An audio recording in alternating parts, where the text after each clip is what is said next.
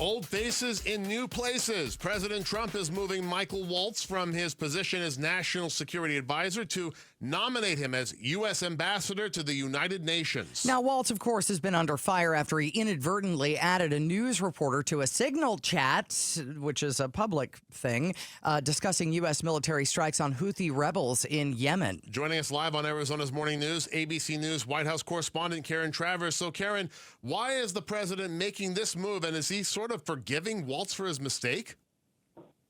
Sort of. I think it's a couple things here. One, we are told that the president had become increasingly frustrated with Waltz.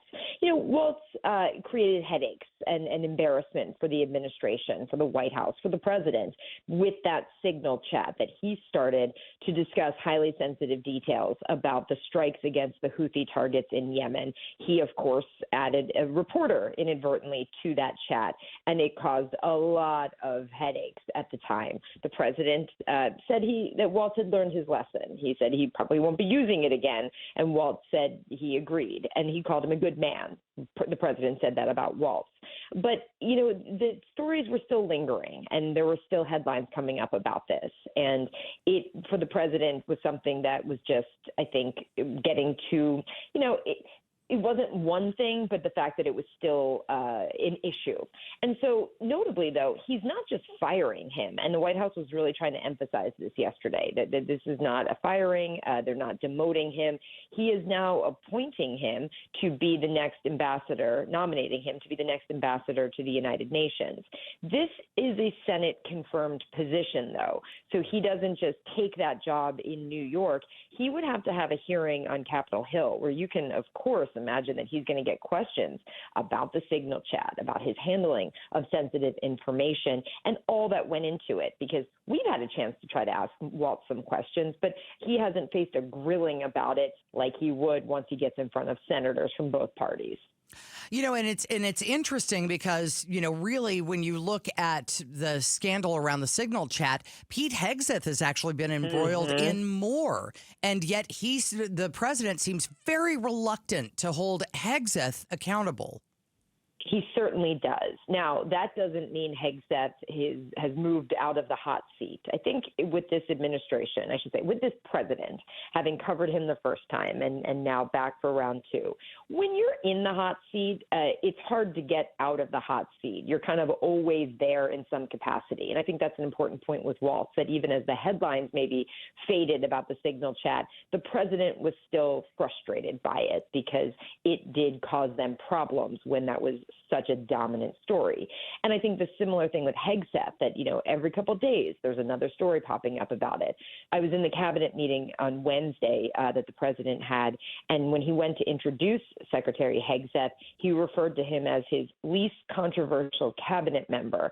The room laughed. The president kind of chuckled. Hegseth seemed to laugh uncomfortably. He was making a joke, but the joke was a pointed joke because of everything swirling around Hegseth. So I think it kind of shows that, the president remembers, and he hasn't forgotten everything right now about Hegseth. So while he is not indicating outwardly he's pushing him out, I don't think, if you're Hegseth, you should be feeling completely fine at this point. One last quick question while we have you, Karen. Could President Trump be thinking that Waltz is more qualified as an ambassador than a national security advisor? Was he just misplaced in the NSA job before? I don't know. I mean, he hadn't done necessarily diplomacy. This is a different kind of job now for him if he gets confirmed to be at the United Nations. It's also further away from the White House physically, of course, but also you're not at the center of the action anymore.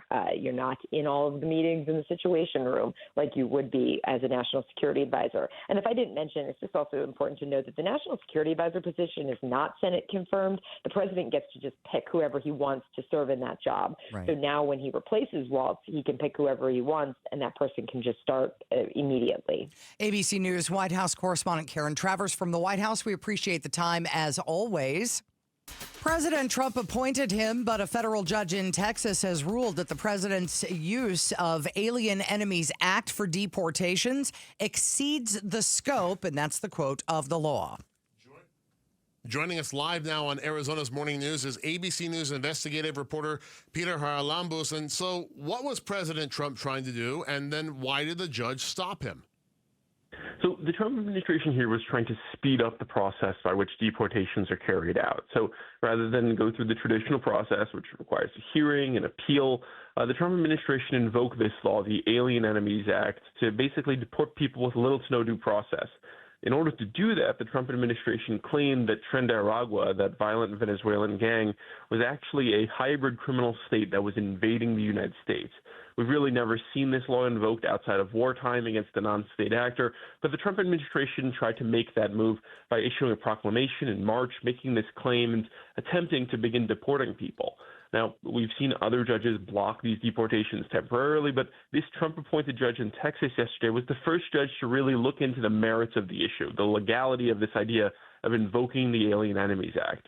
And he reached the conclusion that the Trump administration did so unlawfully and that they failed to provide any evidence to support this claim that the gang Tren de Aragua was invading the United States. So, does the president have any recourse at this point? And what happens to the people who are already deported under this act? Yeah, that's a great question. In terms of those people who have already been deported, there's really not much to do there. And the Trump administration insists those people can't be brought back. And this lawsuit doesn't really relate to that group of people. There's a separate lawsuit in D.C. that could bring those people back, but that's far from reaching a conclusion. Separately, the Trump administration, if they wanted to, and they're likely to, I'd say, can appeal that decision in Texas. It's likely we even see this case go all the way up to the Supreme Court. It's also notable that that Texas decision only applies to the Southern District of Texas. There are other lawsuits across the country that kind of challenge the same alleged deportations. We're likely to see similar rulings as those cases kind of reach their conclusion.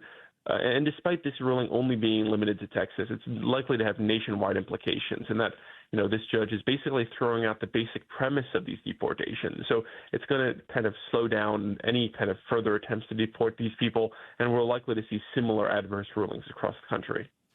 So, Pete, this is ABC News investigative reporter Peter Charalambous joining us live on Arizona's Morning News. And so why did the President Trump invoke the Alien Enemies Act for Tren de Aragua? This is a criminal gang out of Venezuela. What was his rationale?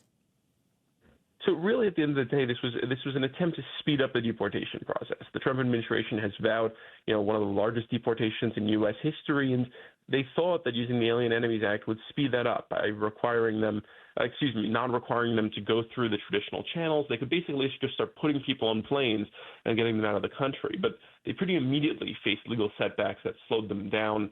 And now they've kind of gotten to the point where, if they do want to use this act, they still are required, based on a Supreme Court ruling last month, to make sure these people get some semblance of due process. So it's really kind of created this open question of whether or not this is actually a way to speed up deportations, because judges are now really skeptical of this argument that Tren de Aragua is a foreign criminal state invading the United States. The evidence, suggests that this group is doing harm in the United States, but they're not invading it or doing a predatory incursion in the sense of the word that we're used to under the law.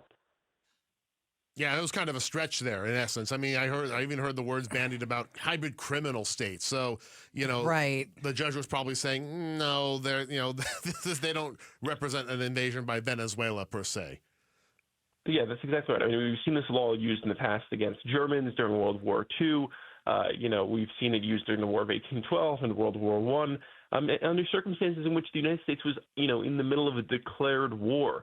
We don't have that in this scenario. We also don't have really a criminal state. Tren de Aragua, despite the Trump administration's claim that their hybrid criminal state is really separate from the current regime in Venezuela. So, there are holes throughout this argument, and as a whole, it's just not holding water for judges. All right. ABC News investigative reporter Peter Charalambous with us here on KTAR. It always seemed like it was a little bit legally shaky in that, this gang is not actually the government, and that specifically is mentioned in the act, the Alien Enemies Act. So it's not surprising that this happened, but as you mentioned, this is only in Texas. Right. So everywhere else in the country, decisions have yet to be made. Yeah, and I'm sure, of course, the court decision out of Texas could probably influence federal courts across the entire country, especially, places where they share a border with Mexico. Exactly. Coming